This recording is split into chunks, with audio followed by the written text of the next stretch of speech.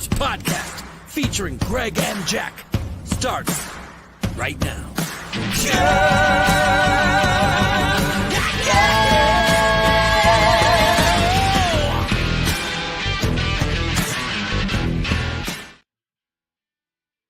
We are live on a Sunday, Every Point Podcast. I am Jack. I am here with Greg. How are we feeling today, Greg? We are doing great. Great. We got some great topics to talk about today. One really dear to my heart. So excited. Oh, let's get started right out of the gate. Brandon Aiyuk was talking with Jaden Daniels, saying the 49ers don't want me. My God. Like, is he trying to get a contract? Because that's how it feels. Yeah. It feels if he's not using this as a bargaining contact, right? Mm-hmm. Like, why would he say it? Does he want out? No, he doesn't. He wants to be paid a little bit more than St. Brown, which is, what was it? 4 years, 120 million, 77 guaranteed. So he wants more than that. This is his ploy, his little leverage thing that he did. It was staged. It was purely staged. I mean, you've seen the smirk on his face, as soon as he started talking. Like he was serious, but he's not serious. He did it as a negotiating tool. All right. Well, he wants the 49ers to think that he doesn't think that they want him because they won't pay him the amount of money that he wants, which is a ludicrous contract. He wants north of 30 mil a year. Yeah, he wants in between St. Brown and Jefferson money, which is in between 30 and 35 mil. So I'm just assuming here that he wants around 31, 32 mil a year, probably about 80 to 85 mil guaranteed. I'm guessing somewhere in there. Which Just give it to the him. receiver market that's going on, doesn't sound horrible.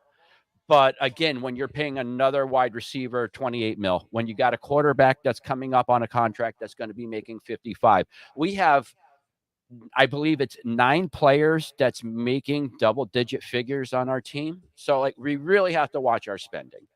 I am perfectly fine paying him like a $28 million contract, 80 mil guaranteed. I'm fine with that. Do I think it's going to happen? 55 and can't throw a touchdown, so I don't. What was that? Trevor Lawrence just got paid 55 and can't throw a touchdown. Well, I mean, you're talking about quarterbacks now. That's a total different position. You have to overpay sometimes not sometimes, all the time you have to overpay for your quarterback. The only time you have to overpay for your wide receiver is if you're a crappy team and you're trying to entice him to come. Because you can't say if Aiyuk wants 32 mil and we pay him that's overpaying, because it's not, because of the 35 mil that Jefferson got, the 30 million that St. Brown got, 28 million that Waddle got. Hold on, let me pull up here.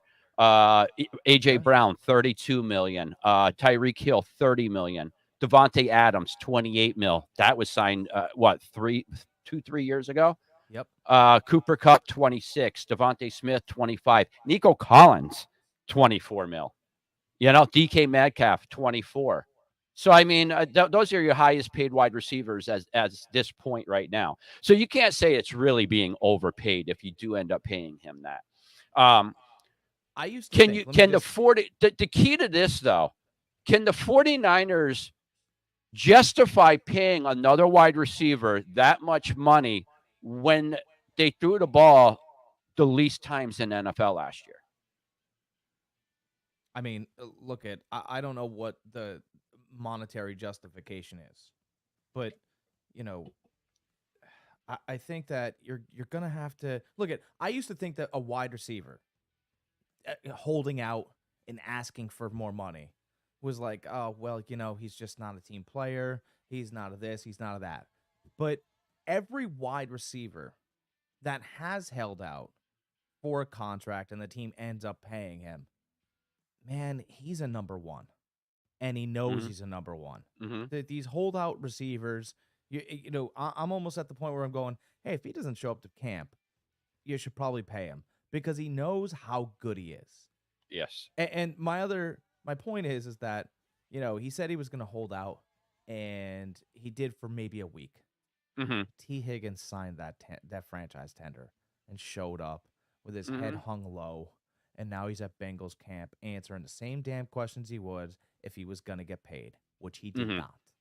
Yes. And Ayuk's going to hold out because Aiyuk has the attitude and better separation, in my opinion, as George Pickens. Oh, absolutely. And I'm just like, if you guys don't pay him, he just won't play.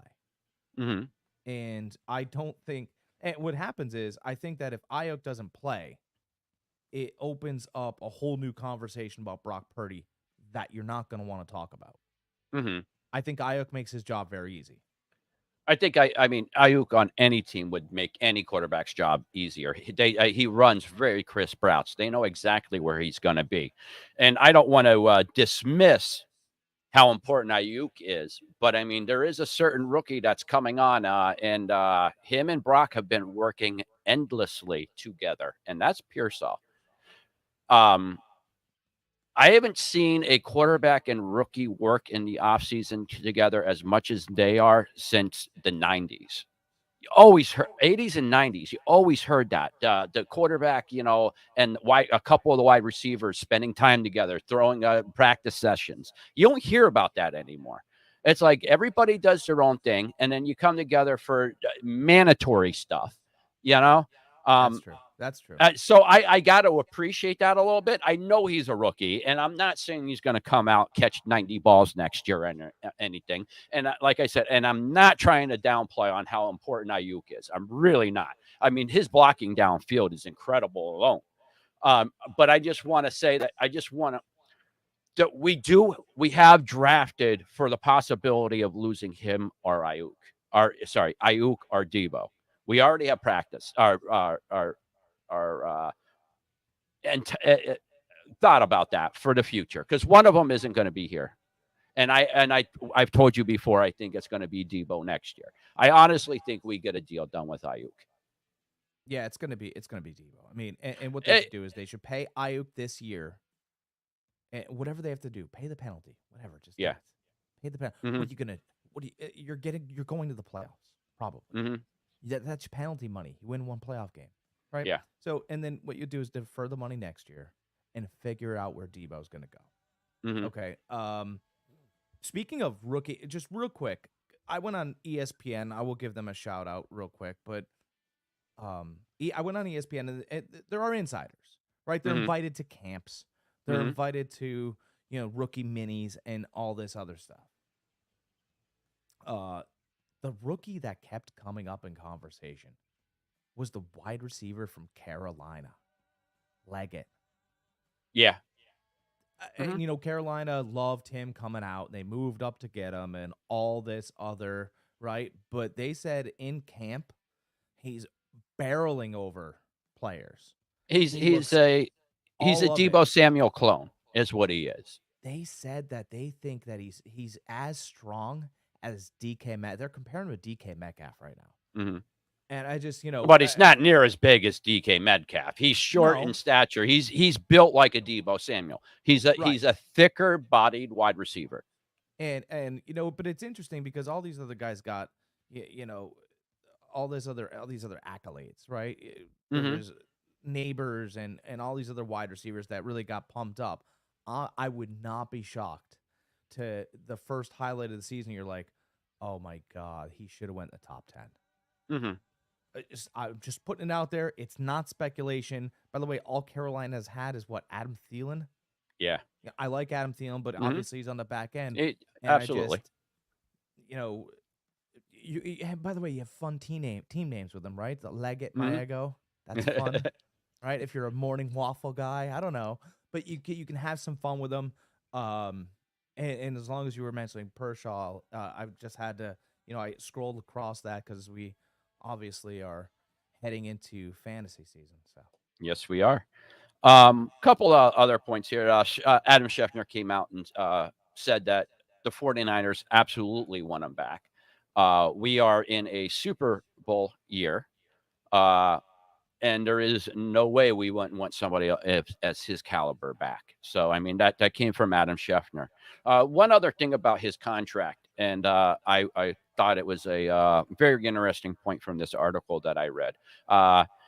One of the reasons why, and the 49ers are going to have to do this also, the same as what Detroit did, is the reason why Detroit had to pay St. Brown all that money is the fact that their taxes are so high in Detroit. They listed an article after his taxes. He's scheduled to make $30 million a year. St. Brown is. All right. After taxes is done, he's scheduled to make $15.7 million. I know to us that's like, oh wow, that's crazy. But you give it somebody like Tyreek Hill, he's making almost all that money because the only thing he's getting nailed with is federal taxes. That's it, because they don't have state taxes down there. So really, if you think about it, Hill's contract is way more than a lot of these other people's. But my point was with the whole St. Brown contract and them having to pay him that amount was the 49ers are going to have to do the same thing. I mean, California is one of the top 3 states in taxes. So he's going to get nailed with taxes too. And Detroit's the only municipality ever to have mortgage-backed securities go bankrupt.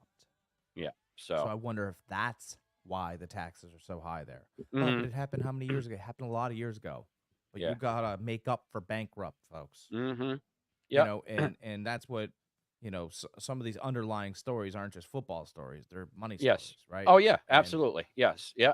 Yeah. I mean, a lot of times a contract, when you see a number, you're like, oh wow. Oh, think about where they live and what taxes they pay. We all pay taxes. We all look at our check and we see what we gross and we see what we take home. We're like, oh my gosh, imagine making $30 million in a year and seeing that you only brought home 15.7. I know it's millions of dollars. I don't want to sound that like that, but you're giving away almost half of your income to taxes. Hey, that's crazy. Cheap at the stadium though. A good friend of mine, Rich Ward, shout out to Rich. He posted beer prices in stadiums. Yeah, I seen that you posted on your site on Fantasy Farms. Yes. And I think it's Atlanta and Detroit are the cheapest. So if you guys are looking to have a couple drinks at a stadium, we know who to root for.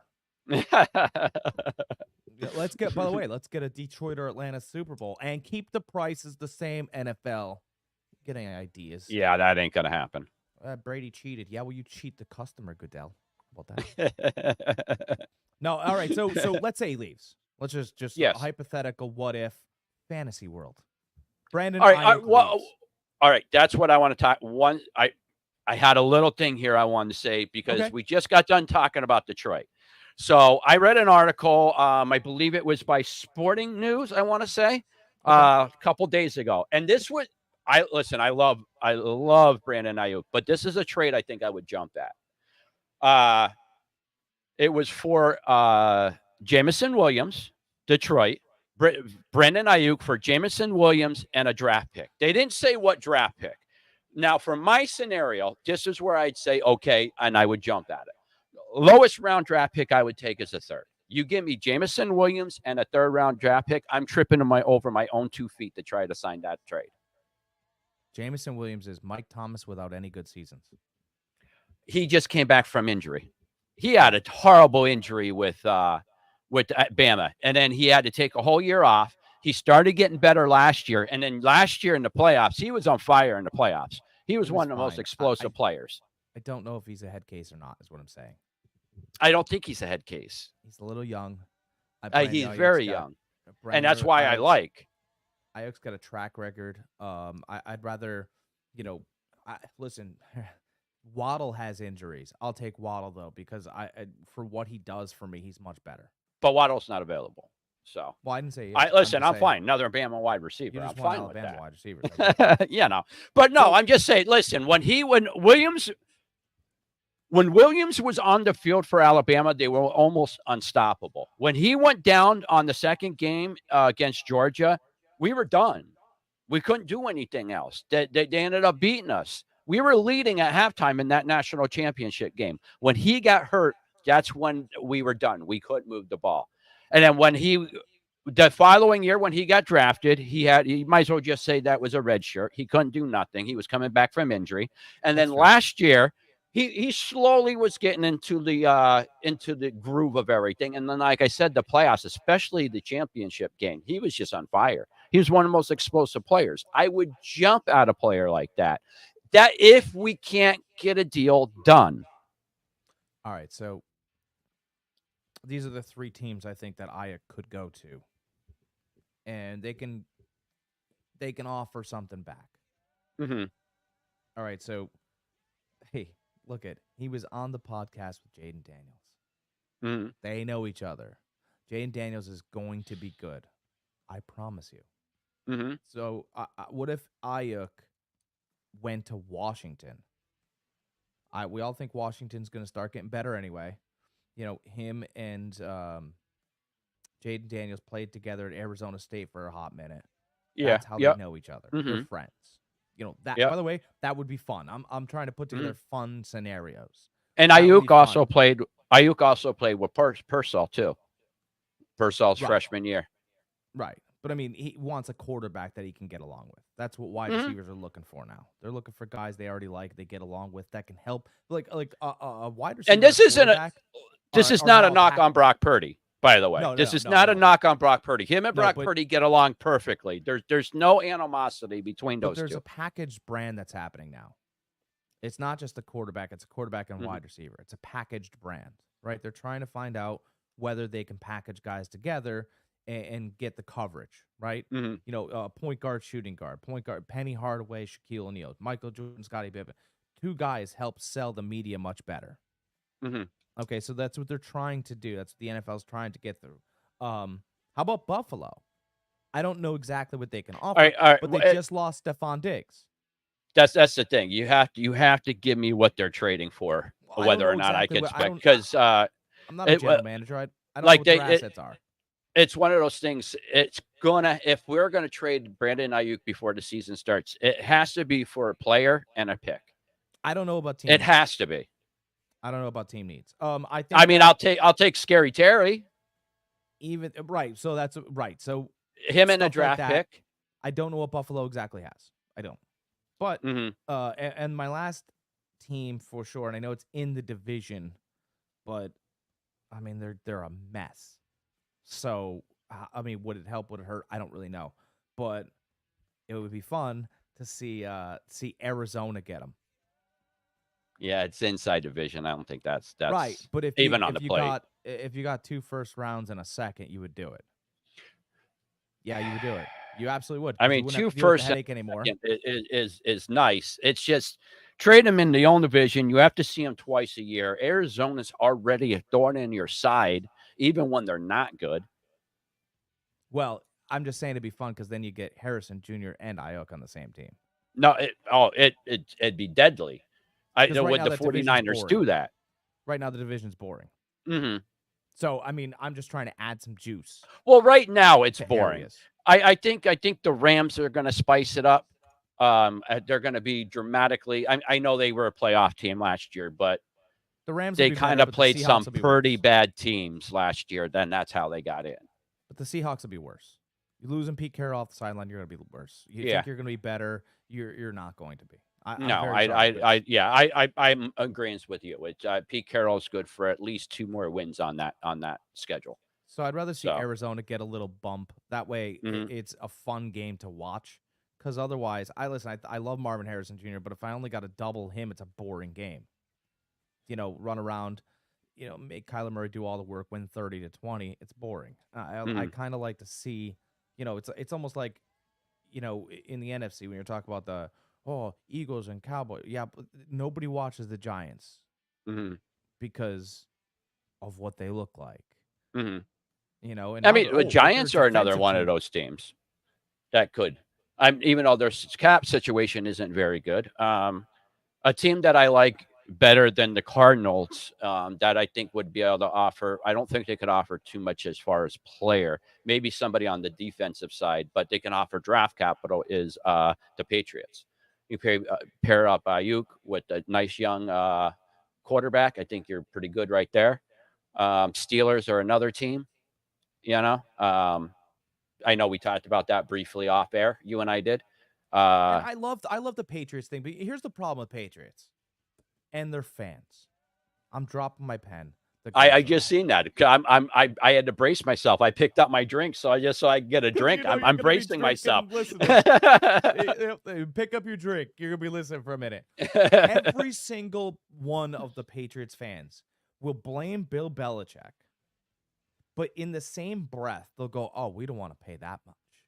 Mhm. Well, I'm very sorry. The market has moved beyond your wizard, and he's retired now. Actually, he was fired, moved on from, not Yes. moved up.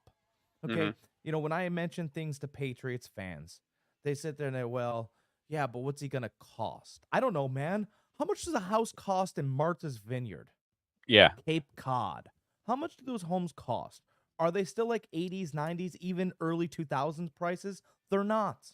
Mm-hmm. Get over it and Yeah. pay for a guy that's going to make Drake May's job better because he's not the brightest kid. Okay? Tom Brady's retired. He'll be talking right before the Cleveland Browns and Dallas Cowboys start and during the game. He's retired. He won't be in a jersey. He won't be screaming, "Let's go." He'll be in a suit. Get Drake May some help, or he'll be on the sideline because he reads pop-up and coloring books. He'll be in the same.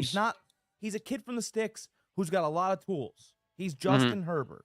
So Justin needed some help. They got him, you know, he had Keenan Allen. They got him Mike Williams. They got him some help. You want to know how much help he needed? They got another coach. Yeah. They had to get another coach in there to get him in the right situations. Yeah, I mean, they've already gone through two with him. Huh? They've already gone through two coaches with him. Yeah, so what are we going to do? Get the kid a guy who can absolutely separate by 4 yards. Just do that. Yeah. You know, that's another player that we don't talk about too, but he's going to make life easier for Bryce Young. Deontay Johnson gets open. Yeah. I mean, you know, the knock that's been on him, he just can't stay healthy. But when he's on the field, you're right. I mean, the guy gets separation. He's a really good wide receiver. Open. Is he a number one? No, but he's a low tier second, really solid third. Every time he's on the field, you're just like, and I mean, that's the one thing in college. Like, if you watched all of his tape, you're like, don't they know to cover him? He's the only player they have, but he's open. And you know, but he drops the ball sometimes. Well, throw the next play to him. He's going to be open. Yeah. I don't know how he gets open. He's open. Yeah. Yep. Just shifty when it comes to his route running. He really is. You know, Odell Beckham gets all the credit, but Deontay Johnson, I mean, he could do jumping jacks. They'd be like, geez, how did he get open? I don't know. Who had him? He figured out your cover 2 was really a cover 4 shell, and he sat down in it and then moved a little bit to the left, and he's gone. Yeah. Yep. You know, he made the fat boy look good for a couple more years. All right, so ultimately, what we I think decided on Aiyuk is, at least me, I think he's going to be re-signed, but if he does end up being traded, he's going to have to be traded for a player plus draft assets. Well, in poker and cards, right? All the time we talk about, right? When you win, right? You show them to everybody, right? The one thing you say is read him and weep.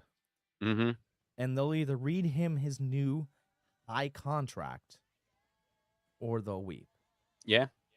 Because look at, you know, Brock knows where he's going to be. I know the Pershaw thing's a nice story, but it's going to take time. Oh yeah. Yeah. You know, we're going to be going through this next year with Brock Purdy. They all run 4.4s until they get jammed at the line of scrimmage. Yeah. Talk to me, N'Keal Harry. 49ers have notoriously not signed players right away.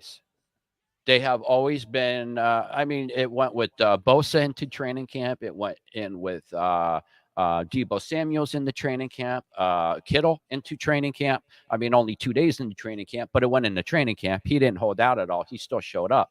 But they're notorious into doing that. So if we go a couple weeks into training camp and he's still not signed, you might see me starting to sweat a little bit, but I'm not sweating right now. I'm dry. I'll dry up here. He's gonna be. But I'm telling you, couple weeks in the training camp, you're going to see the beads of sweat start coming down if this happens. I'm going to be hoping for a trade coming up soon. But one thing that nobody's talking about that I heard on the Pat McAfee show when Scheffner was on there, and I actually forgot about that, is if the Niners want to be real pricks, they could have Ayuk's rights for 3 more years. He'll sit out. 5th-year contract. Franchise tag next year, franchise tag again. They can franchise tag him 2 years. So they can have for the next 3 years at a cheaper rate than what the money he wants. Even with that second franchise tag, it ended up being, I think it was going to be like 28 mil if they went from like today's standards. That's still cheaper than what he wants. So Ayuk might want to think about that. He's a 1. He'll sit out. He doesn't care. He's What's only that? A 1. He's a 1. 1 sit out. He wouldn't care. Yeah, like that's. I'm just saying. Ayuk. And then he could sit out. He could lose that 1 year of eligibility. Then I'll go buy his jersey because I believe he should get paid. I'll pay him. Listen, I'm with you. I think he should get paid too. I really do. It's just one of those things. I hate when contracts are being hung up by a mil or two. You know what I mean? It's just like because it's Kyle Shanahan doing it. It's so ticky-tack. I can't stand him. You know? See, I like him. I don't think Shanahan has anything to do with contract negotiations. I think like that's all our front office and John Lynch.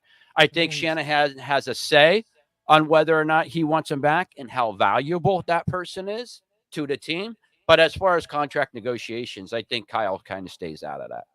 To me, he's a silver-spooned, snooty jerk. You can say he's a silver spoon all you want. I mean, he is. But, I mean, the guy produces in the regular season. Yeah, well, if I gave you a clipboard at the age of 5, you'd produce too. Oh, no, you're definitely right. But I'm just saying, for a long time, he's so talented. But for the longest time, for years, for at least the last 10 years, he's been known as an offensive genius in the league. Well, he picks and chooses who he likes to work with. That's the one thing I know. But I mean, all good coaches should have that.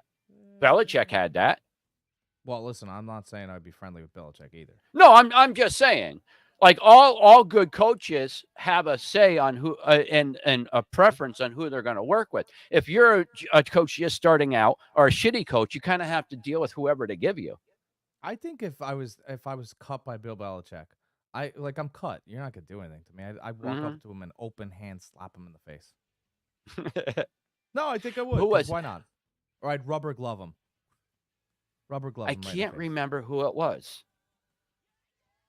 There was a coach that we were going to sign before that we were the year before Shanahan. I can't remember exactly who it was. I really can't.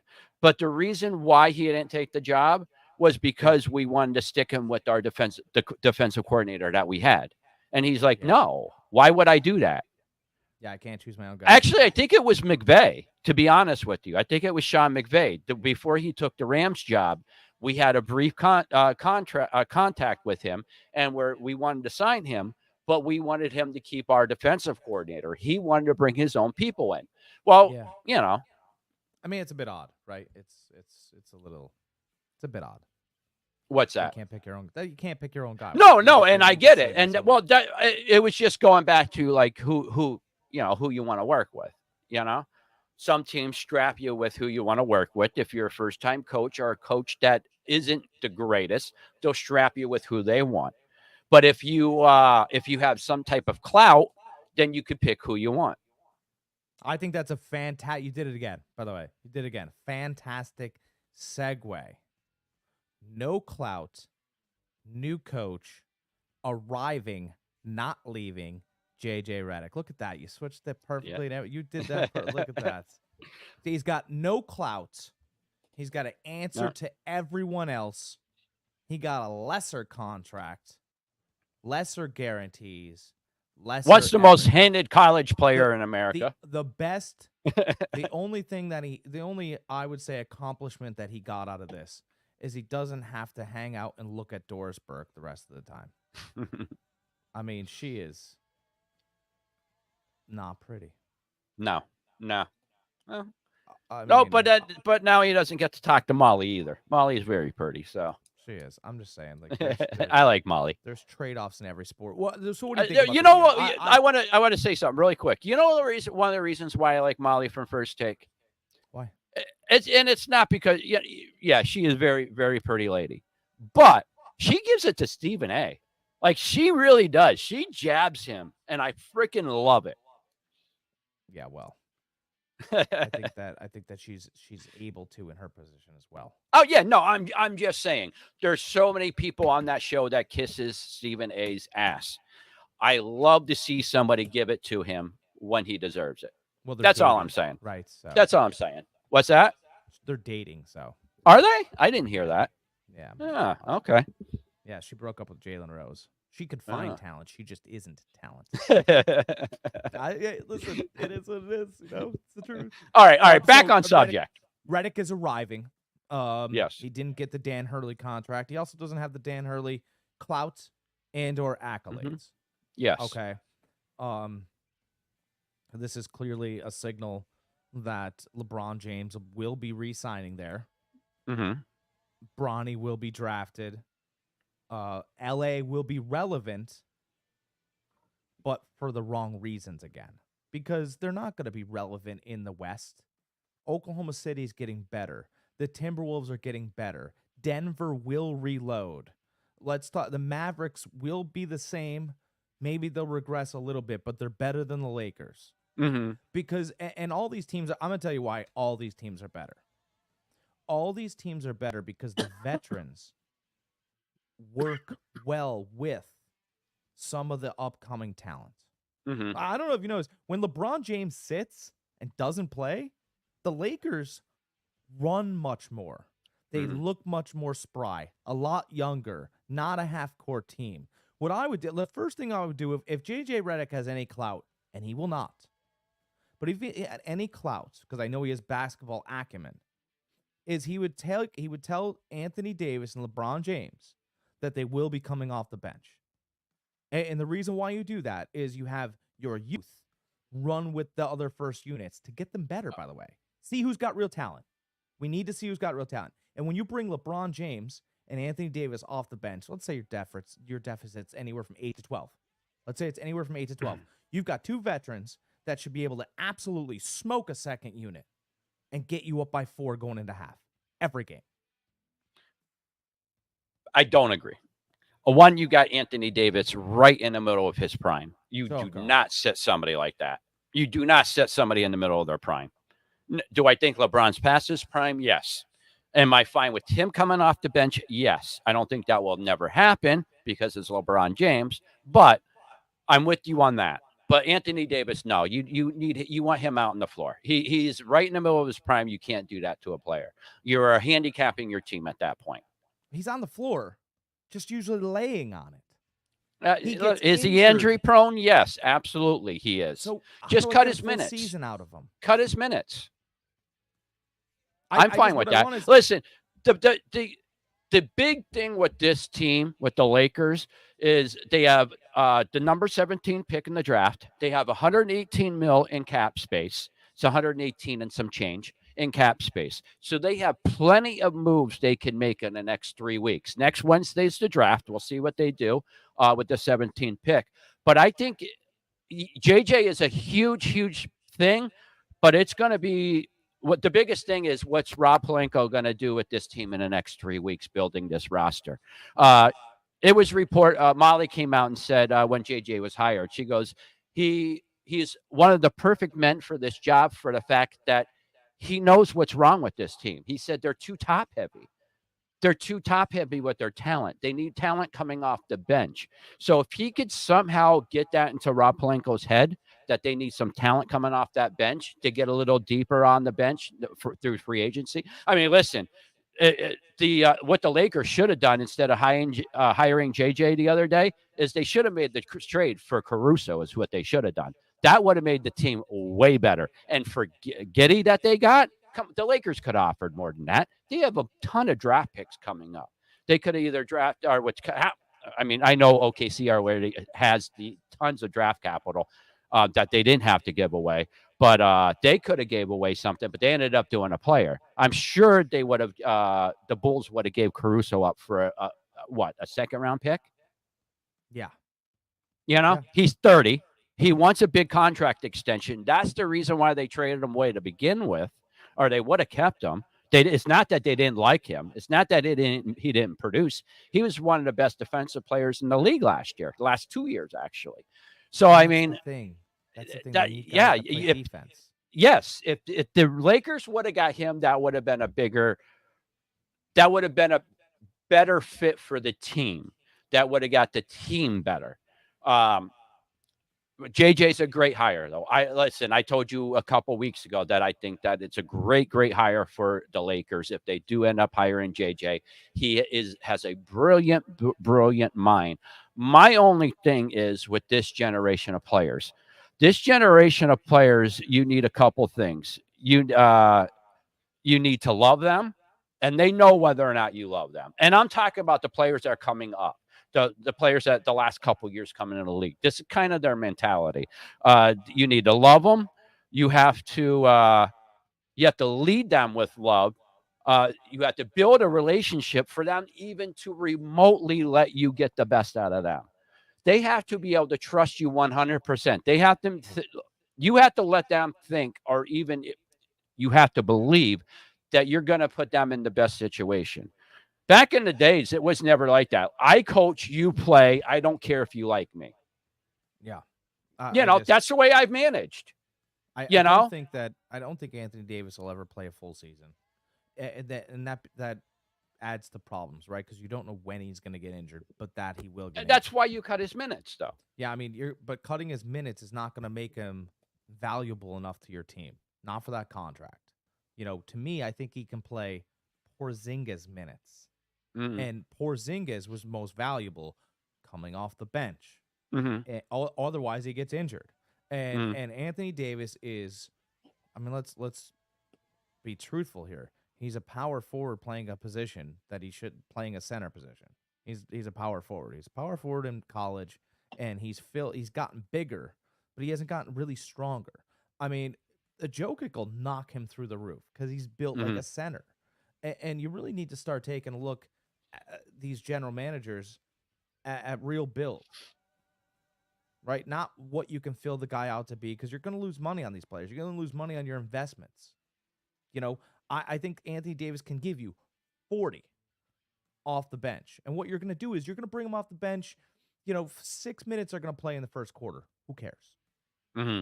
Then you're going to bring him off the bench, and you're going to play him 4 minutes into the second quarter. You can do that if it's not going to hurt his ego too much. And that's the real problem, right? You're going to hurt LeBron James. And by the way, you're going to bring LeBron James off the bench with his son, right? Like, this is how you can massage this situation. I would start and let D'Angelo Russell think he's the best damn player on the court, because I think he needs that. And when you do things like that and let him run an offense, let him run the show, the Lakers become better. But again, JJ Redick's going to be handcuffed by the LeBron James situation. See, I don't think they're better in that situation. I really don't. Well, they're the same if they do the same thing next year, and they will. No, they wouldn't be the same. They just need a deeper team is what they need. If they have a deeper team, and then the starters don't need to play as much. Look when the Warriors had strength in numbers when they won their first title. We had so many players playing off the bench, playing big roles. Our starters didn't need to be on the floor all the time. That's what the Lakers need. They need to be able to where they can sit. Why are the Warriors the same team and not deep?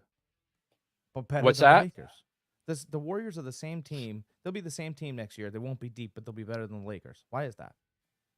I don't think they'll be better. The record doesn't show that they're better than the Lakers. They'll be better than the Lakers next year. But I'm just saying, the Lakers made the playoffs. The Warriors didn't.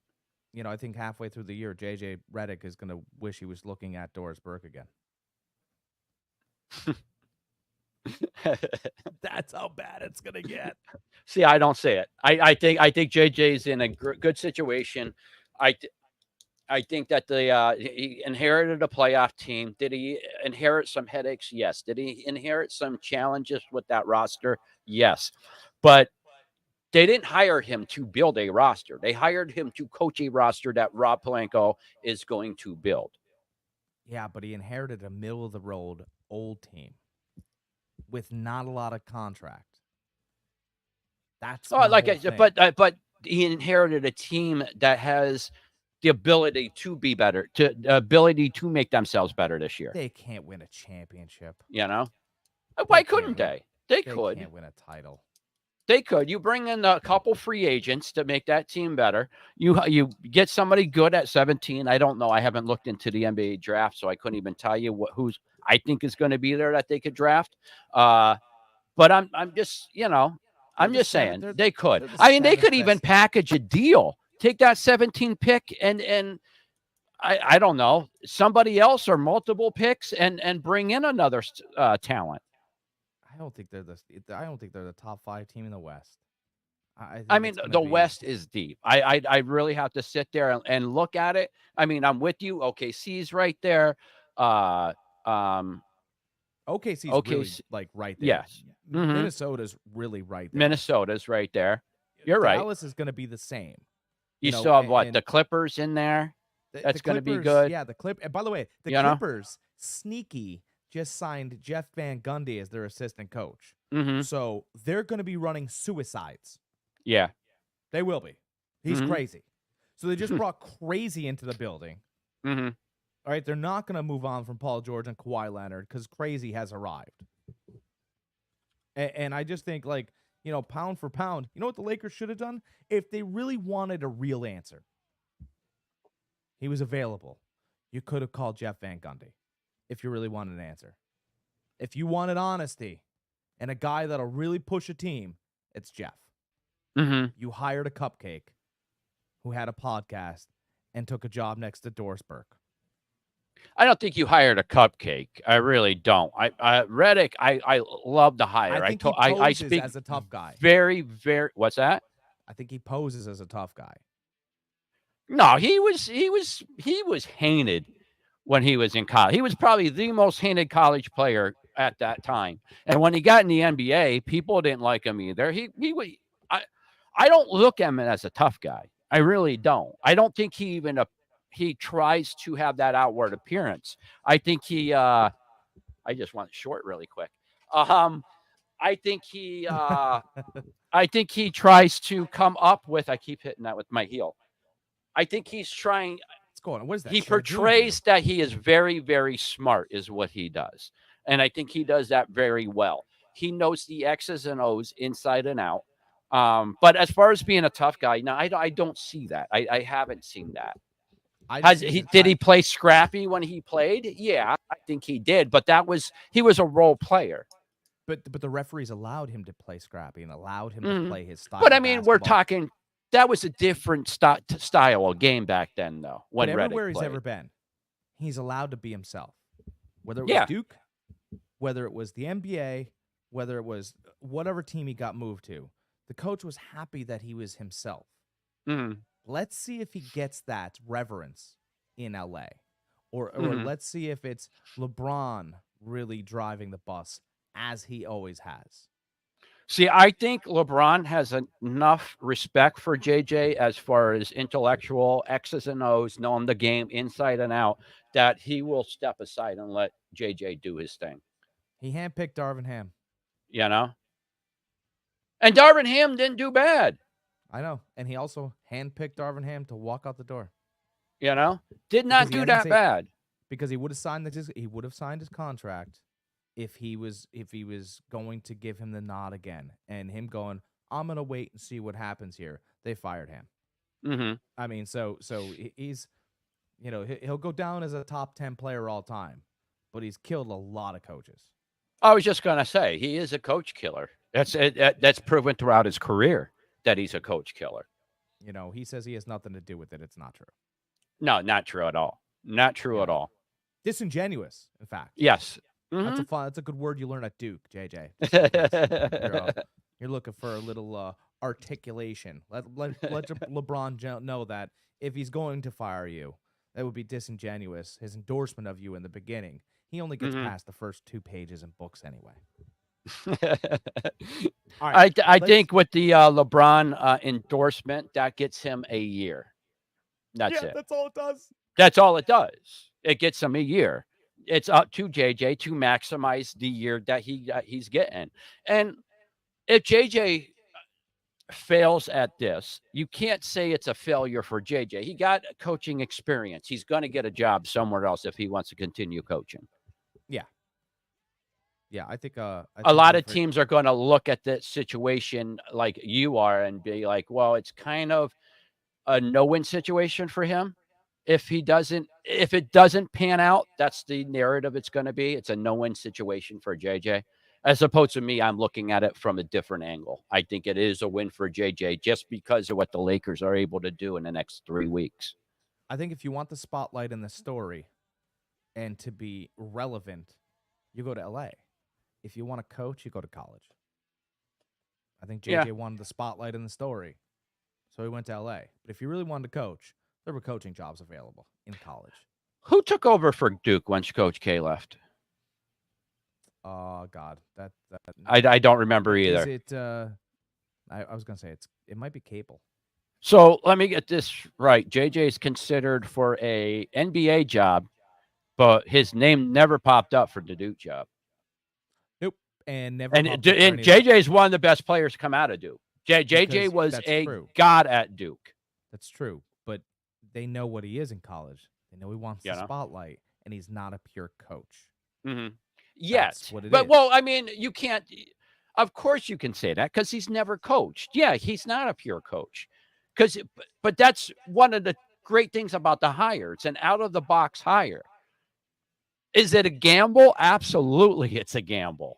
It could backfire in your face. But now you got an outside perspective coming in, a guy that hasn't coached, a guy that can implement. You know what I'm looking forward to is the press conference in the next couple of days with JJ. I want to know what his vision for the team is. He hasn't had it yet. I want to know that. I want to hear what he has to say because I'm very interested in it. Yeah, I think it's going to be a train wreck. And, okay. And the thing is that LA knows that they don't have a good enough team to win an NBA title. So how do we make the news? Train wreck. You could call it a train wreck if you want. I don't think it's going to be. I really don't. The best team in LA the best team in LA is the Dodgers. I cannot stand LeBron James, but I do like JJ, and I'm saying this right now. If the Warriors does not make the playoffs or a push for the championship, I'm rooting for the Lakers next year. Oh my God, I'll buy you a hat. I'm rooting for the Lakers. Nick, if you're watching, you hear this, I am rooting for your team next year if my Lakers suck. If my Warriors suck, I am rooting for the Lakers. They will be my team next year. And talk about playoffs that are going on still. We've got hockey playoffs. Stanley Cup Finals were all but over between the Panthers and the Oilers. Florida took a 3-0 series lead. But the Oilers have stormed back to tie it up 3-3. All of the pressure is now on Florida. And what the Oilers have done is equal a Cat 5 hurricane down here, and Connor McDavid is leading the charge. I mean, wow. Right? Like that's it's 3-0. You're like, okay, they lost the game 8-1. Who cares? They pulled the goalie with 6 minutes left. They were trying to make up some goals, right?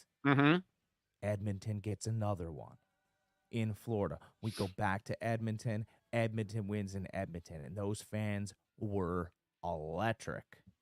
And to me, like I'm just like, oh well, Florida will win in Florida. And I go, you know what? Florida's in trouble because at the end of the game or in the middle of it as well, they were starting to look at each other. And the Oilers are playing with house money. Whatever. If we lose 4-3, everybody loses 4-3. What if we win 4-3? I'm telling you, the puck bounce is different for everyone. Yeah. It's a piece of rubber on ice, folks. There's no fixing here. No. There's no fixing anywhere. But, I mean, this is impossible to fix. I mean, what do you think? Who you got? I like the Oilers. I think they have the momentum. I think the Florida Panthers are playing scared. That's not in the back of their mind; it's in the front of their mind that they're choking away a 3-0 lead. Just to let everybody put this in their perspective for everybody, uh, if the Oilers do this only happened 4 times ever in the NHL, and the NHL has been around for a long time. 192 teams in NHL postseason history to fall out behind. 3-0, 4 have come back to win. Toronto Maple Leafs in 1942. New York Islanders, the year I was born, 1975.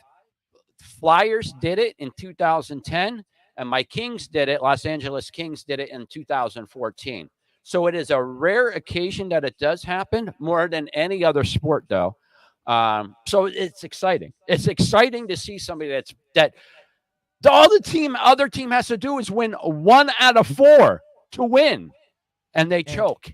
And the the Maple Leafs are the only team to do it in the Stanley Cup Finals. Yeah. Yes. I mean, Yes. it's and here's the thing too.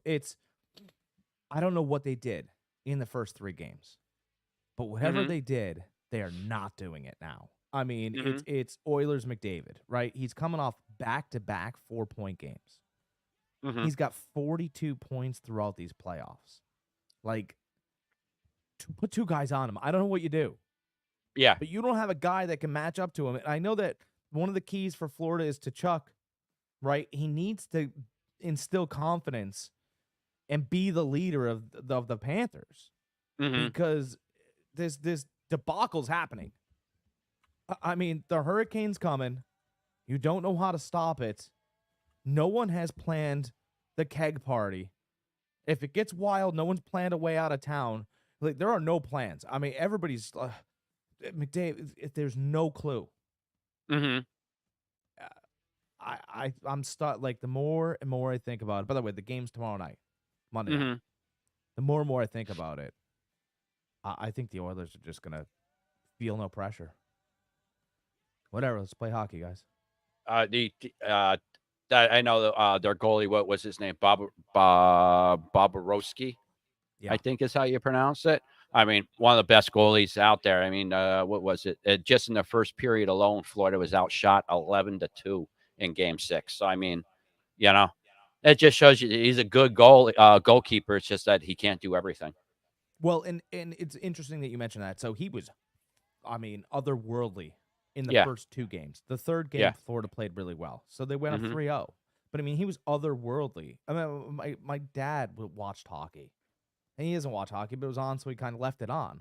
And he went, my God, there must be welts on that guy's body. He was just catching pucks everywhere. And everywhere. I was like, I don't know. He's like, there were 50-some shots on goal I at least watched. And he stopped all of them. He's like, there's no way Edmonton's going to win. It's like, well, be careful, because if his eyes slow down a little bit and he gets a little tired, jeez. Yeah. So that's all I got on the hockey front. I don't have much. I'm extremely excited to see who wins this. I'm pulling for Edmonton. I want the Oilers to win this. I hope they do. It's a great story. Finals. Oh, yes. Didn't get it. No, it was the most disappointing NBA Finals I think that I could remember. Except it really was. It wasn't entertaining at all.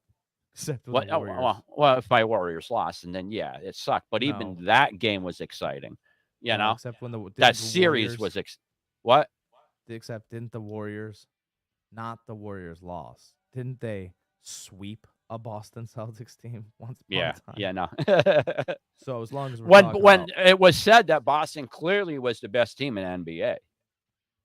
Well, they look clearly they were. I mean, pretty good. They didn't win, so clearly they were the best team, right? I mean, they were baby faced and new, but I don't think they were the best. All right, so it is it's June 23rd. Right, June 23rd today. It's Sunday. It's the 23rd, and we're still talking about hockey, which is good for hockey. Absolutely. That's a sport that I don't think it transitions very well on TV, but if you ever have a chance to go to a game, you're gonna love hockey. Like Oh, it's fun. anytime you go, it's so much fun to go to. Very fast pace. Um, the fans are exciting. Just if you sit around them, just listen what they. Even if you're not a fan, just listen what they say. It's a great sport to go to. I have a tough time watching it on TV. I really do. But yeah, so six. I mean, that's very good for hockey. But I mean, we're getting into the full swing of the baseball season, Hmm. and I want to just. If you guys don't, I don't know anything about baseball, or I don't care about baseball, or whatever. It's what we're gonna have for the next couple months. We'll have some fantasy football. We'll have drafts. We'll have all that other stuff with football as well, like the build up to football. But we're gonna have live baseball, and I'm gonna help you. If you guys don't know anything or the records or this or that, look at the players that are towards the top of the statistics. You'll find the good teams. Hmm. And this is how I'm going to help. Here's our home run leaders. And I'm going to give you the full stat rundown of the home run leaders. Not a big deal, but, here's it goes. All right, so your number one home run hitter is Aaron Judge. Yep. Absolutely monster. He's got 28. And it's not in the All-Star game yet. 28 Yeah. home runs. He can have another special season. All he needs Mhm. is just a couple good days, a couple 2 days, maybe a 3-day. Keep these 1 days going up. Aaron Judge is starting to trend towards a special season once again. He's healthy. Hmm. So then you got Gunnar Henderson. We know, first of all, that Aaron Judge is a Yankee. Gunnar Henderson, very new on the scene. Hmm. Baltimore Orioles, 24 home runs. Rookie last year, had a little bit of trouble, obviously making the transition, but he's there now, and he's fun. Yes. He's fun. Another guy you guys might know, number 3, Shohei Ohtani. 23 home runs. Lost the much hated on this podcast Los Angeles Dodgers. He I just also don't like Otani has the longest home run of the season. 476 these feet are was the longest one this year. these are derby home runs he's getting. Yeah. I mean, Aaron Judge hit a derby shot too. I mean, some of these are derby shots. He's such a special talent, Otani is. Is he going to be able to pitch this year or no? That's off the table till next year. Here's what I think will happen. I think as that lineup gets worn down late, he's going to come on and pitch a little bit. Hmm. And obviously later on in the season, batters are a little bit more tired. We've played a full season so far. I think he'll look good. I think they're going to let him do a little bit. Not a lot. Hmm. Hey, pal, we need you. Yeah. But I think they're going to let he'll finish the season with like 4-2 record or something. They're going to let him pitch a little bit. Listen, because when he was pitching, he was unreal. He was one of the best pitchers in the league when he was pitching, which is crazy. He was one of the best pitchers and one of the best hitters. Like that's unreal. He's going to go down as a top 10 talent all time. Oh, absolutely. And if he's able to keep pitching, he might even go down top 5. He might have a better swing than Ken. You know? Jr. No, Griffey had the sweetest swing. I'm telling you. Palmeiro was pretty good, but to me, Griffey's swing was just perfect. Griffey Jr., not his dad. But Ohtani no matter if smash the he ball. hit a home run or a single, his swing was always the same. Ohtani's got a swing, man. I Yeah. mean, it is just fantastic. At 4, we got Marcell Ozuna, 21 home runs, Atlanta Braves. Here's what's really impressive. Okay, they lost their star for the season, the Braves. And Ozuna obviously is still having an in a really impactful year. Mm-hmm. So to lose your star and still be able to hit the home run. I mean, because you got more pressure coming your way. Yeah. You lose your star player. You lose your star player, and you got more pressure coming, and he's still hitting 21 home runs. I think that's fantastic, right? Here we go again. Ready? Anthony Santander, I believe his name is, right? Yep, 20 another home Baltimore runs. player. Baltimore player again. That's 2 Baltimore players. That's 2 in the So now top we're starting 5. to figure out what a good team sounds like. Yeah. Right? So regardless of what the rest of the team does, you've got 44 RBIs. I can't make I don't even know if guys are on base. It doesn't matter. 24 home runs, 20 home runs. That's a lot of RBIs. Okay, the Guardians, Cleveland, they're an okay team. But Yeah. Jose Ramirez is single-handedly driving that team. He was leading RBIs last I looked, and he's got 19 home runs. He's your 6th place. Mhm. Jose Ramirez is having just a year. He's almost, you know what he reminds me of a little bit? He reminds me of like Kirby Puckett. Okay. He can just, you're like, oh, are the Twins good? You go, I don't know. Oh, yeah, they're pretty good. Jesus, Puckett is just 365. Oh, everybody's on base. Puckett's clearing them. That's just what Ramirez has been doing, and he's making the lineup better. That's how good he is. Guys before and guys after him are much better players. Yeah, you have Naylor has 19 with him. Same team. Yep, Josh Naylor, right? So he's at number 8, and I think it's Ramirez. Yeah, I think it's Ramirez. Yeah, he's like a judge. He makes everybody better on that team. I mean, the pitcher's sitting there. He's going through his first guy. He's going through his second guy, and all of a sudden, Judge comes up to bat, and the pitcher's like this, just eyes wide open. I'm saying you get to Judge, Soto, and like you better not get lazy, because here comes Stanton, and all he does is swing for the ropes. Yeah, and Stanton has, he's right down there too. He's top 10. He has 18 home runs. And we're getting there. So we got Kyle Tucker at 7. He's got 19 home runs for the Astros. The Astros aren't what they were last year, but Kyle Tucker's been a bright spot. Unfortunately, Kyle Tucker's RBIs are hilariously low because the Astros can't find their way on the bases. Somebody's got to bang a trash can for the Astros, really, and they'll be fine, I promise you. So yeah, Josh. Josh, he only has Tucker. He only has 40 RBIs. That's horrible. Compared to the other guys, the lowest one is Santander from Baltimore, who has 51. Could somebody get on base for you know? Tucker? Yeah, please. I feel bad for the guy. Not today, because I took the Orioles over the Astros. Okay, so all right. Nobody needs to get on base. Any other time but today. Don't get Mr. Fancy Pants with me. All right. I got the Orioles in a parlay with the Tigers. And no, I don't want to know what's going on. But yeah, Tucker can hit a solo today. Move him up a little bit. He feels good, and they lose 7-1. I don't know. I took the Orioles because Houston's owned the series so far, and I figured they'd get one before they get out of town. Yep. No, I agree. Yep. Stanton's got 18. Stanton's gonna be stuck there though. Okay, because he's on the 10-day DL. His hamstring yesterday. He's only played 69 games, which is almost 10 less than what Aaron Judge played. Pretty good, so he is swatting them. What's that? Swatting them. He is absolutely just coming up. But like you say, that's what he does, though. That's what he does. He swings for the fences every time. But sometimes he strikes out. He's batting 180, and they're like, keep him in the lineup. Just keep going. Right now, he's batting 246. He's batting. That's huge for him. Which is a good year. On base percentage is at 302. Slugging percentage 492. So he's having a solid year. Yeah, and a solid year in that lineup. You're good. I know. Yes. And he's the DH. That's nice coming right off the bench like that. So yeah, that's a nice spot for them. Yeah, so that's what. So then we got Bryce Harper at 18. We know what Bryce is doing. Bryce is either hitting doubles or hitting home runs. The Phillies are great.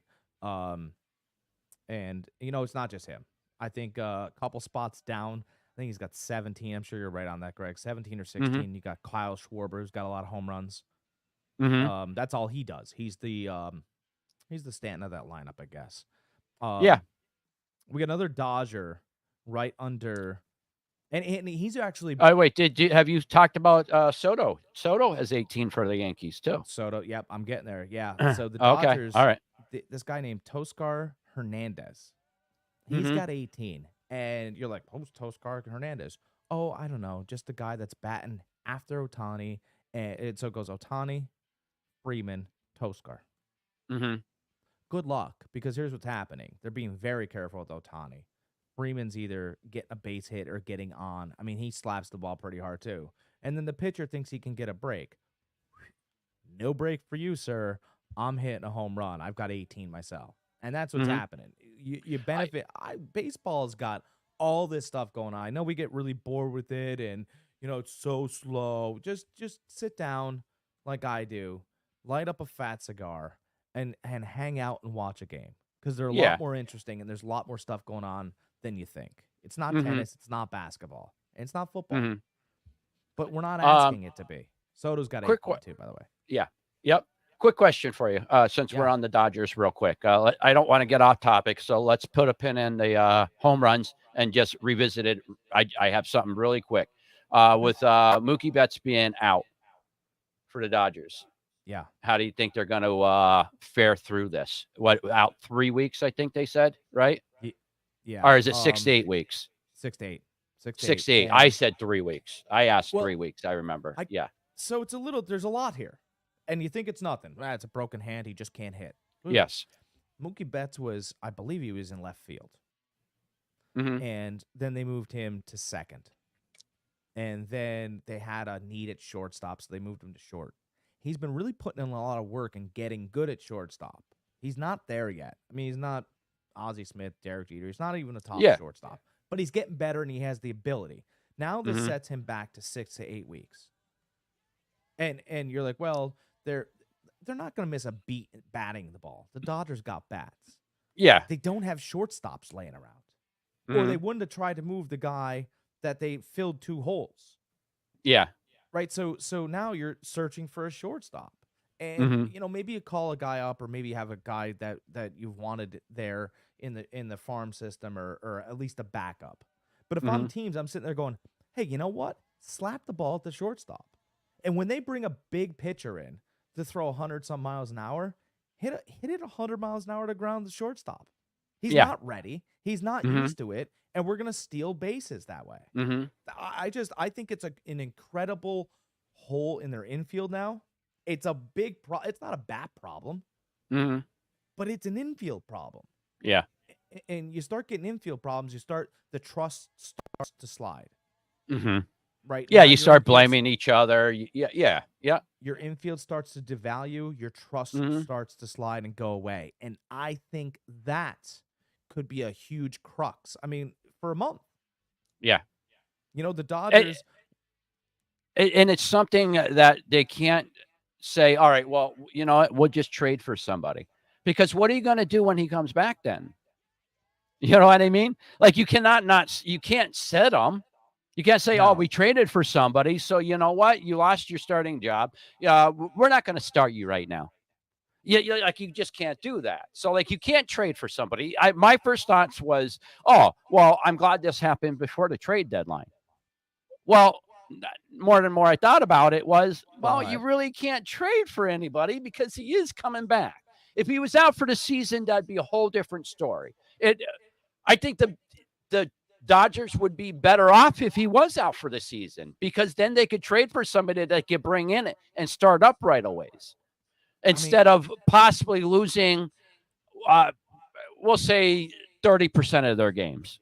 They have a possibility of losing in that month and a half.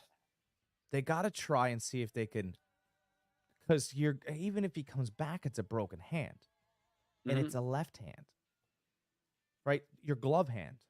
Yeah. So if you move him back into left field, the ball's going to fly up in the air, and it's going to come down. You're going to catch it. Like, that's going to hit your hand pretty quick.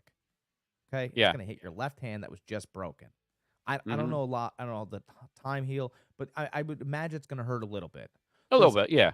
No way he's going to play shortstop after that hand was broken. If they do trade, would they move their second base to the bench, move him back to second because you get less action there, and trade for the shortstop? They could do that. See, this is. But who's their second baseman right now? I don't have that offhand. And how does he do? I don't have that offhand. But there is here. Who's the most valuable player in the infield? It's the shortstop. It's the catcher. Uh-huh. So there's a lot of working parts here, and I think they'll be fine because there's not, this beacon of competition in their division. Okay, There's I not a do like you. Actually, I love your idea about the second baseman. Now that I'm looking, it's fight 'em Galvin a little. Lux. He's played 60 games. He has 204 at bats. He only has 44 hits. He drove in. Let's see here, how many? 19 RBIs, 2 home runs. Yeah. So yeah, I mean, I love your scenario where you do that. That would be perfect, actually. And just find, and really, you're not looking for a bat. You're looking for a glove. Yeah, yeah. You Mhm. know, give me. But if give you me, can get somebody that can kind of do both at second, or you're getting somebody that can do both if you move Betts to second. If you can trade for somebody at shortstop, if you can get somebody that could do a little bit of both, I mean, that's Here's what I think you do. And I don't know the player's name. It Mhm. doesn't matter what the player's name is, but this is what you need to do. They need to do what the Mets do every offseason. The Mets buy a bunch of names to fill some seats and hope they still have a few bats left in them, right? You got to find yourself a J. No, I mean, I can't make No, it up. They do I it know, every I year. agree. I'm laughing because it's true. So you have to find a JD Martinez Mhm. that can play shortstop, right? Because JD still has a little bit of a bat left. And the other problem too is like, I got news for you. I bring a ring. Oh yeah, this is the Dodgers. Oh, you want us to do you a favor? No, I Yeah, don't yeah, think so. right. I don't No think one so. is doing Yeah. the Dodgers any favors. No. 0, actually, maybe less Yeah. than 0. They might not even be able to get a team to pick up the phone for them. Maybe not, but and to be honest with you, who do they even have left in their farm system that they could trade away? I don't know, I man. mean, every year it seems like they traded away everything for the I'd call up next the player. A's. I'd call up You the A's know, and see if I could poach them. anybody. Because the A's have some good players, but their ownership's a joke. And And the reason why they're such a joke is because they're trying to get a move to the Las Vegas. I have a solution to all of that. Would you like to hear it? I know you would. Absolutely, absolutely. So I'm the A's intrigued. so the A's is a Stories franchise. Okay. Hmm. They're, to me, they're untouchable, right? Satchel Paige, Vida Blue. I know what he did in Hmm. New York, but Reggie Jackson got his start and did everything in Oakland. Hmm. Okay, Raleigh Fingers, right? Hmm. Raleigh Fingers he's an iconic figure in baseball. Best closer ever? No. Everybody knows who he is because that handlebar Yeah. mustache. He Yeah. was an Oakland Athletic. Hmm. Leave them alone. Their owner was garbage back in the day, and he's garbage now. Sell to somebody that cares. Hmm. Sell to a guy that cares about the storied franchise. The Oakland A's, the Athletics, have won 7 World Series. Hmm. That's not 1. It's not 2. They're not a beginning nobody.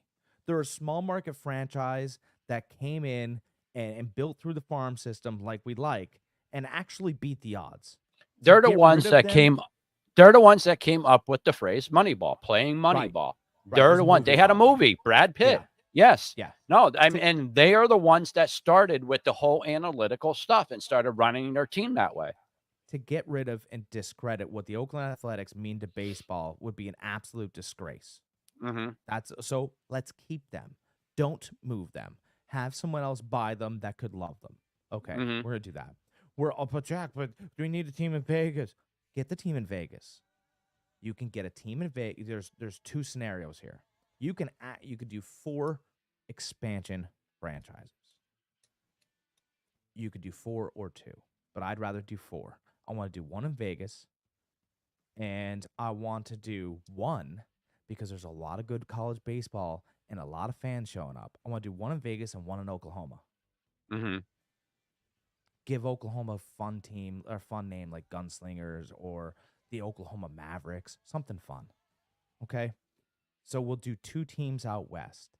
And I don't know if you noticed baseball, but the SEC is pretty good.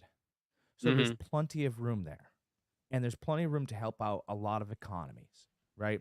Tennessee is one of the largest growing metropolitans in the United States right now. Give them a team. And right next door, give their friends a team, Kentucky, as well, right? Because they got bourbon, and after horses, everything ends in Kentucky. But it doesn't have to. You can extend their summer and their economy. There, I just gave you 4 expansion franchises, and we got the players. Because if you're watching the College Baseball World Series, there are guys everywhere. How about that? I think you have the players. I just don't think that Major League Baseball, one, has the popularity, and two, the finances to have 4 more expansion teams. I just don't. I think they're working on it. They're no longer they haven't been in my lifetime a growing organization. They've been slowly dying for years and years and years. So yeah, I don't like the whole expansion thing. You want to expand the NFL by 2 teams, then we can talk. I'll have a conversation with you. You want to expand the NBA by a couple teams, give Seattle Supersonics their team again? We can have that discussion. But as far as that'd be like the NHL wanting to expand. I just don't see it. I don't see how financially that's a good idea for them. So the NHL did expand, but they made a mistake of where to expand to.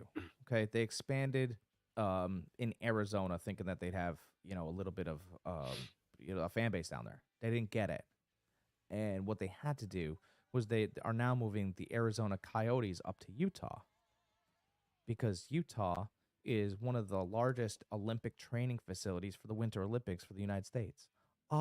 We already have a built-in audience up there. That's what you need to do when you're moving things around. And I just think, hey, like Texas has Houston and the Rangers. Why not get like look at Texas and Oklahoma's a rivalry already.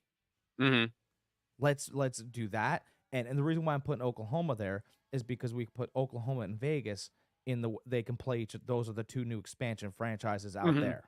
Vegas is fun. Oklahoma's always been a rowdy state. So I think we can. There's not a lot of baseball here in the little gully. We're not going to Nebraska. Sorry. But we're going to go to...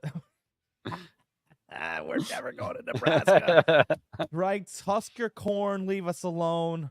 Although, cornfields and Field of Dreams. No, does go together. No, forget it, Nebraska. It goes together. We're not going. We're not going. But those are opportunities that they do have. And I think the Tennessee-Kentucky thing is also a SEC built-in rivalry. You could head north, play the Yankees, head south, play Tampa and Miami, because Tampa and Miami don't really have any rivalries. There's nothing here. There's no juice in the middle. Or North Carolina, maybe. Give North Carolina a team. Something along those lines. We've got a lot of things in the middle. We've got a lot of teams up in the Northeast. And as far as this little, below Maryland, there's no teams. And there's a lot of talent. There's a lot of damn talent. Like I said, I agree with you as far as there's a lot of talent. I just don't think financially we're expanding financially and marketing. It's not good. Now, if you want to move around a couple existing teams around to those areas, I'm all for that. Take some struggling teams, take that Canadian team, Toronto again. Move. I mean, you already got rid of one of them with the Expos. Might as well get rid of the next one. Yeah, the Toronto team's doing all right though, for money wise. By the way, they're in a huge city. No, I'm just saying. I'm just saying. You already got rid of one Canadian team. You can get rid of the other Canadian team. Listen, my girlfriend's part Canadian. She's dual citizenship. Her mom is from Canada, so. Like, good. Listen, so I get it. I'm supposed to like now. Canada, so I don't hate Canada. I am just simply stating the Major League Baseball already gave up on one Canadian team with the Expos. Why not just give up in the other one and move them back to the U.S. or not back to the U.S. but move them to the U.S. Give them to Las. I believe you got Edmonton out of your mouth earlier. Or Las Vegas. What's interesting? There's a really interesting YouTube video about. Well, that's hockey, though. That's hockey. You can keep hockey up there. We'll dabble in it here and there. We got Florida in it. There's no reason why a Florida team should ever win a Stanley Cup. It's one of the warmest freaking states out there. It's a really interesting documentary on YouTube, and it had to do with the Montreal Expos being broken up on purpose by Major League Baseball because they had back-to-back monster drafts. They had Randy Johnson. They got Vlad Guerrero. They got Larry Walker. They had everyone. And Major League Baseball needed to keep it an American sport. So they went, yeah, you know what? We're not going to help build the rest of your stadium or whatever. And they pulled all the funding. There's a whole, there are people out there. and Yeah. they are on one. It's not, you know, they're not Sasquatch people either. They're like, they are connecting dots. I'm like, oh, you know what? Maybe see like, It kind of no, makes don't do sense. that. But then, but there's a whole Expos thing. It's very interesting. I'll have to check that out. Yeah, Yeah, it's, haven't seen that, but I'll look for it. yeah, it's super cool. Anything else you got? You got anything else? Tidbits. We got some quick hits today. Quick hits. Couple things. We got the Fever in the Sky playing today. Caitlin Clark versus Reese again. They played last week, and they played. Fever walked away with the win. Average ticket price for this game $351. Sold out. What's your thoughts on that? I think that here's what I think. I think that fathers that have girls that are playing basketball or that are in athletics will pay the ticket price, right? Because it's no different than taking your son to a ball game, right? Or a football game, and they're interested in sports and competition. I think it's an outlet for fathers to capitalize and let their daughter see their hero, because Caitlin Clark and or Angela Reese, it may be who they're idolizing at this point. So I think it seems like an expensive ticket price, but for the memory you're paying for, I think it's totally worth it. And I think you're getting probably two of the biggest rivalry players that's out there right now, as far as young players. I mean, they played against each other in the finals back 2-3 years ago. 2 years ago, it was a great game, games. So I think it's great for the WNBA. I really do. 351's crazy dollars, crazy price. Average ticket price. So I mean, there's a bunch of them that are way up there in price. But to see two of the future stars, I like it. I like it a lot. And WNBA is marketing very, very well this game too. Yeah, they're finally getting a little bit better at the things that every I mean, they need to follow what LeBron James, you heard me say LeBron James and JJ Redick has a podcast, but they were talking about, WNBA, Caitlin Clark and everything. Same thing we talked about a couple podcasts ago. And they had similar takes as we did. But the one thing that I really liked what James said to the WNBA is, get the fuck out of the way. In those words, I am quoting him. Get the fuck out of the way. You got a golden goose here. You got somebody that is bringing you viewers. Just get out of the way with it, roll with it, and market it the right way. Yeah, I mean, and it seems like that's what they're kind of doing. Yeah. Well, another quick hit. Caruso versus for Kitty. What's your thoughts on that? I think Caruso's a good player. Oklahoma City got the right guy. Giddy's fine. I mean, he can be fine. Player that's been in trouble, hasn't he? Yeah, he has. He's a player when he's not in his head. He's a very good player. I mean, he's only 21 years old. So, I mean, he has all the talent in the world to become a parental all-star. Can't wait for him. He can be there. He can get there. I think his best season, he averaged 17 points. I think that was 3 years ago, if I remember correctly. This was a kind of a down year for him. He kind of got in his own head. He got benched several times, especially in the playoffs. He got benched. He wasn't doing good. So yeah, I agree with you on this. I think this makes OKC a huge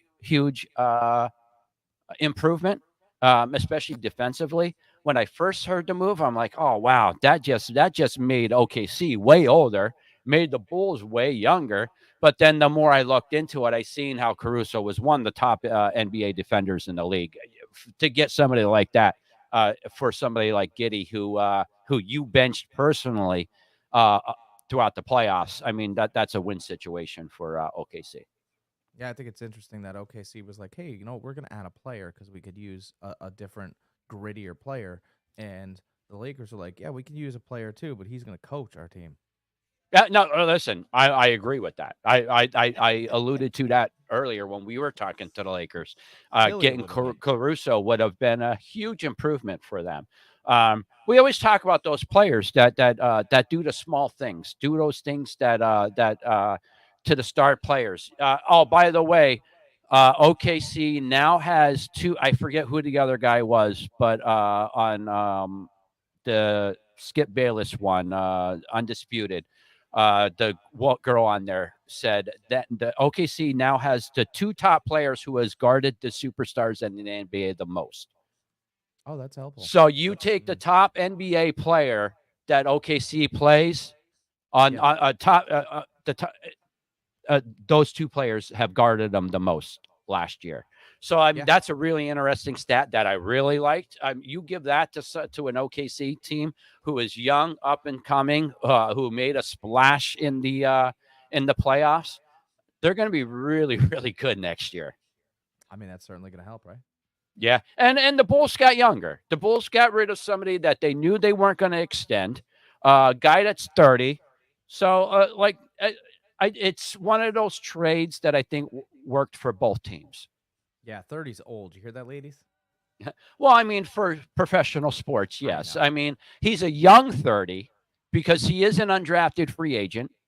He wasn't drafted. Caruso wasn't. So he's a young 30. He doesn't have a lot of mileage on that body. I just wanted to make sure that our female audience was still listening after the Caitlin Clark bit. They tuned us out. They seen Fever vs. Sky on the bottom. They tune in for that, and that's it. Yeah. Well, listen. Caitlin Well, we'll Clark take the female audience too. and all ladies over 30-year-old. Well, listen, I'm 49, so I'm getting up there too. So Yeah, we're guys though. It's different, you know. it is different. The other quick hit I have is Monty Williams let go after his first year, 5 years, I believe, 65 mil left on his contract. What's your thoughts on that? Maybe they'll offer Dan Hurley a 10-year, $100 million contract like the Lakers should have. It's not going to pull him away. Closer to home. He didn't leave because of the Closer to money. I get it, but he didn't leave because the money. He didn't take the job because the money wasn't good enough. You know what I mean? He kept the UConn job because that's what he wants to do. He Well, that's wants what to he be said. a college coach right now. Like he enjoys what he's doing. There's just some coaches that likes college. You know, Coach K was one of them. You know how many I times offered he you- had a. If I offered you 3 years, $1 billion, I think you'd leave college. It's a little. A team really going to offer a coach $1 billion? I'm not saying. I'm saying that there was. I'm just saying. Like, I'm saying that yeah, you there throw out some kind of outstanding money like that. I mean, somebody would have to be stupid not to take it. Yeah, you Dan offer him 5 years or 10 years, 200 million. He's taking it. could have offered him the Gruden contract, 10 years, $100 million. What he got the. What was the contract that he got offered with the Lakers? It was 100 mil. It was 6 years and it's like 79. Like 80 or 70 something mil, right? 70 some, yeah. Yeah. It's just So I mean, close enough. You know, well, pretty much Close what people enough. said was the reason he just took those meetings just to negotiate a bigger contract with UConn. He never had any intent of leaving. those negotiations, huh? Well, we gotta get him. We gotta get him and Aiyuk together then. Hey, listen, Look at him some money. the spitball back and forth. You know, I'm Brandon, fine call with Call that. Dan Hurley. Start taking meetings with other teams. You're never leaving, but start taking. He those can't meetings. It's take really- meetings with other teams. Why not? That's illegal. You Can't I can't. just go That's to lunch? tampering. What if I'm in the same Starbucks as Jerry Jones? So it's not a meeting, but like, what if I'm talking to him in line? You could talk anything but football. No, I don't want to talk. As football. I wanna soon talk- as football comes up, it's tampering. no, I just want to talk my contract, not football. It still has to do with football. I Yeah, don't want that's to talk tampering. about X's. and O's. I don't care how you're trying to spin it. It's tampering. I just want to be like, hey, you know who would look really good on a Dallas Cowboys calendar? Me and CD Lamb, and then just leave the Starbucks. And that would drive you crazy, wouldn't it, Greg? Tell us the Listen, truth. the Atlanta Falcons are getting nailed with tampering for less. So Tell us, tell us what you would think about Brandon Aiyuk in a Cowboys jersey. Oh, don't even get me started. Like, really, you're trying to I'm get me trying, nauseous? actually. Is that what you're trying to do? You're trying to get me angry and nauseous is what you're trying to do. Dak Prescott gets traded to the Jets. Straight up for Aaron Rodgers. Cowboys don't resign him, and then they pay the rest of their money to Brock Purdy because the 49ers won't give him a contract too. Yeah, look at you're smiling now, but listen, you're not really happy with that We're whole- trying not to lose viewers here. We're I trying to just gain made that viewers. up. All How's right. it feel? Look at y'all. What's that? I just made that up. You're like, oh, that better not happen. No. Listen, I all this spin stuff yarn that all Jack day. is saying, he really does not mean it. So don't take him serious. No, I mean all of it. This is him just trying to get under my skin. I All right. spin yarn all So you day. think Detroit is in a better place now with no Monty Williams have to hire a different coach? Or you think Monty Williams was a good coach for them? It's just Detroit, man. They're taking, again. So we talked about last week that the Jacksonville Jaguars signed Trevor Lawrence. Yes. And they signed him because they haven't been relevant since Mark Brunell. Just to give you guys some context, Mark Brunell beat John Elway in the playoffs, okay? Mm-hmm. It's been a while, okay? And so you pay a guy because you know where your organization's been. And my comparison here is because Detroit Pistons haven't been good since Wallace and Rip Hamilton. Yeah. That was in the 90s, correct? Maybe 2000? Early 2000s, yeah. Okay. Yep. It's been a while. It's been over 20 years. Monty Williams took the job because I thought that he thinks that they were going to give him time. Mm-hmm.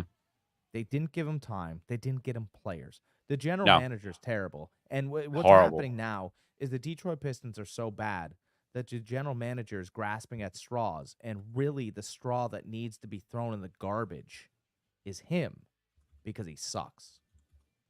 Yeah.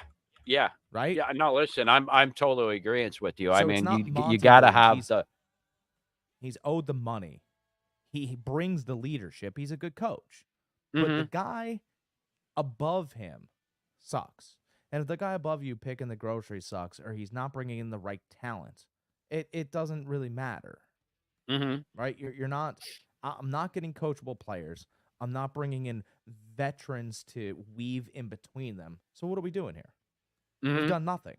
You just paid – now you paid me $65 million. You just put the Detroit Pistons in cap hell, and for the next 10 years, we'll still be bad. Yeah. And when he did sign that deal last year, it was then a record-setting deal. It was for $78.5 million. So, like, it was record-setting. So, like, they went after him hard. They wanted him bad.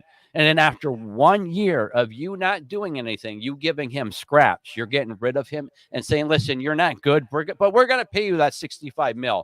But you're not good enough to stick around. Yeah, you know what happened? He went upstairs and he goes, you know what? These players you got me suck. And I don't think you're very good at what you do.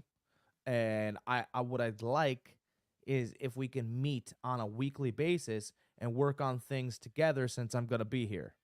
The general manager went, you think I suck? Okay. And you know what he did immediately after he got fired? He threw a party. Because he's getting paid $65 million for doing nothing right now. And he's still one of the best coaches that's on the market right now, they said. It's looked upon as a failure to Monty Williams because he's a winner and he likes to compete. Yes. Okay. But, at the end of the day, a storied franchise is now going to be lollygagging through the next 10 years, much the way the Oakland A's are, because people don't care about them. Yeah. Yeah. And sadly, there's people with merchandise. There's people. I've got Fantasy Farm Sports behind me because I care about it. Right. I put a lot of effort into this brand. And there are people, the Detroit Pistons fan base, who have walls like this behind them, much like the Oakland A's, because they care about them. They put their hard-earned much like my Niners. I mean, I have walls back here with my Niners. I care about them. I hold them dear to my heart. They put their hard-earned dollar into the merchandise, and it breaks their heart every time one of these multi-billionaires haphazardly runs the organization into the ground because they don't care. Yeah. That's what the Pistons are doing. That's what the A's are doing. And I feel, you know what I tell fans? I say, you know what? Leave them. Mm-hmm. Why would you stick with the loser the rest of your life? But you can't. No, you can, because they don't care about them. No, listen, you can. All right. You went from being a Niners fan to being a Ravens fan. So you can. I cannot. Once I bleed a team's colors, that's what I bleed. I'm with them. I don't care if they don't win for the rest of my lifetime. They're my team. I live and die by that team. I can only help the drunk in the alleyway so much. I can only give the guy as much as I have. I cannot keep doing anything if you're not going to get up. And the Detroit Pistons are not going to get up. I mean, this is going to be a 10-year project if you get a player. They don't have any. Currently, they don't have any players. They're not getting anyone, and they're not going to. This Oakland A's thing, they have people standing behind home plate with green and white lettering on their shirts saying "Sell the team." Yeah, because the owner's such a jerk. So that's like when the White Sox. They I forget what his name was. What's his name? Ronsdorf? Is that what his name was? He owned the Bulls too. Reinsdorf? Reinsdorf, yeah. Yeah. When he owned the White Sox too. I think he might still own them, or I don't remember. But there was multiple years where we had everybody. All you see behind home plate was "Sell the team." All you see is signs, "Sell the team." You don't care. Sell the team. Well, if you don't care, I'm not spending my hard-earned dollar on your merchandise. I don't care about your emblem because you don't care about your emblem. I'm not doing it. Like, as soon as we won that. Go ahead. Why would I walk out into public with your badge over my heart when your heart isn't even in your emblem? I can't do it. I can't. If you're swinging and missing, I'm okay with it. If you're not taking cuts, I can't look at you in the face. And if you're just trying to run, if you're trying to remember the movie Major League, where she was trying to make sure the team was bad so that she can move them down to Miami so she can. I can't. And that's probably a microcosm of what happens in these organizations. They play around with it. Your money's a joke to them. Yeah. They don't all want to win. Some of them want to move to a better destination and sell the team and get a better price. I don't like that. So I won't watch them. I won't stick up for them. And I didn't know that when I was younger. So I leave. So you left the Niners when we started sucking in the late 90s. No, I didn't like the way DeBartolo treated his players, actually. Well, I mean, him and Bill Walsh both treated their players. They were equally involved. Bill Walsh saved every mistake DeBartolo made, and the DeBartolos can go burn in a house fire. Well, even Walsh used to say that I'd rather trade away a player 1 year too early than a year too late. Yeah. So, I mean, they both had – DeBartolo was cutthroat. I'm with you on that. If you didn't win, you were out. That's why him and Bill Walsh butted heads so much, was because DeBartolo expected excellence. And if you didn't give that to him, and then there was a possibility, I don't care if you won the Super Bowl 2 years, I'll fire you.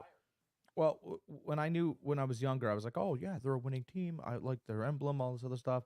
And then as I got older, I knew that there were different ways to do business, and the way he does business isn't the way I would ever particularly do it. So why would I spend my money on his stuff? Huh? And that's fine. I mean, you can have that outlook on it. I just look at it a different way. It's his team. He can play with it however he wants. And his way produced.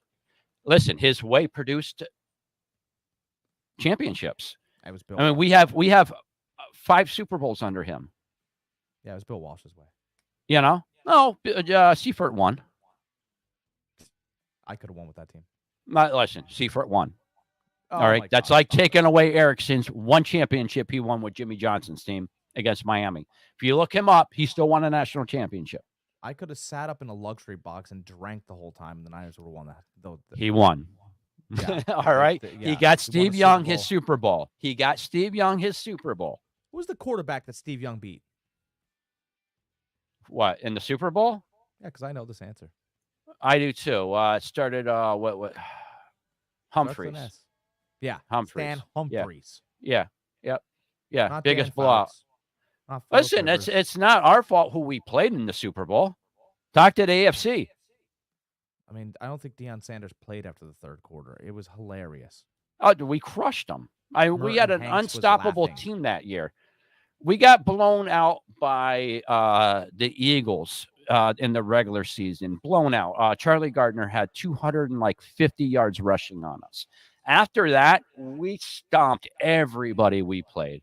Everybody we played, we stomped. Well, the talent level wasn't close, though. No, we had a stacked team that year. We did. We went out and bought anybody we could. We're like, oh, Dion? Yeah, we'll take Dion for a year. I mean, it's crazy. Merton Hanks ended up being like the 4th best player on defense the year before he was in the Pro Bowl. I love Chicken Neck. I I like love Merton Chicken Hanks, Neck. That dance he used to do, like with his neck, like it was. You thought that All thing right, was going you're to getting pop too off. wild. You're getting He too was wild. he was the bobblehead before bobbleheads. Oh my God! You got anything else for cricket? No, I do not. That's all I got for today. All right, guys. We will see you back here next Sunday, same time, same channel. More fun, different information. Guys, I am Jack Neary from Fantasy Farm Sports. We've got Greg Kratzer, Old Gamer GK. This is the Every Point Sports Podcast. Enjoy the rest of your day. Thank you, everybody. 5, 4, 3, 2, 1. The Every Point Sports Podcast featuring Greg and Jack starts